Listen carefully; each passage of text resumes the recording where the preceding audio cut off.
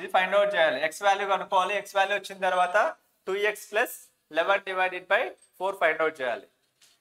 First ఏముంది మనకు 1/2 ఉంది. అంటే ఫస్ట్ ఏముంది, ఏం రాసుకోవాలి, 1 రాసుకుంటాం, 2 రాసుకుంటాం. తర్వాత ప్లస్ ఎన్ని ఉన్నాయి, 1 2 3 4 ఉన్నాయి కాబట్టి ఏం రాస్తాం, 1 2 3 4. మనకు ప్లస్లు ఉన్నాయా మైనస్లు ఉన్నాయా, ప్లస్లే ఉన్నాయి. ప్లస్లే ఉన్నాయి కాబట్టి మనం ఏం రాస్తాం, ప్లస్ చేస్తాం. ప్లస్ చేస్తే ఏమవుతుంది, 2 + 1 ఎంత, 3.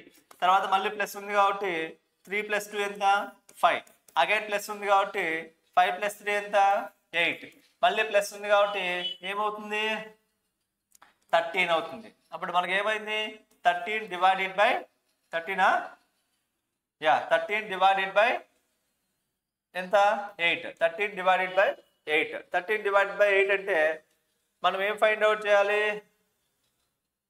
అక్కడ 2x ప్లస్ 11 డివైడెడ్ బై 4 అంటే 2 × x అంటే మనకి ఏమైంది అక్కడ, 13 divided by 8 plus 11 divided by 4. ఇప్పుడు ఏమైంది, 11 2తో 2 1 జర్ 2 4 జర్, ఇవి రెండు సమానం ఉన్నప్పుడు ఇవి రెండు యాడ్ చేయొచ్చు కదా. యాడ్ చేస్తే 3 + 1 ఎంత, 4. తర్వాత 2. తర్వాత ఏమైంది, ఇదేమవుతుంది 4 అవుతుంది. 4 1 జర్ 4 6 జర్. దట్ ఈస్ ఈక్వల్స్ టు ఏమైంది, ఫస్ట్ ఆప్షన్.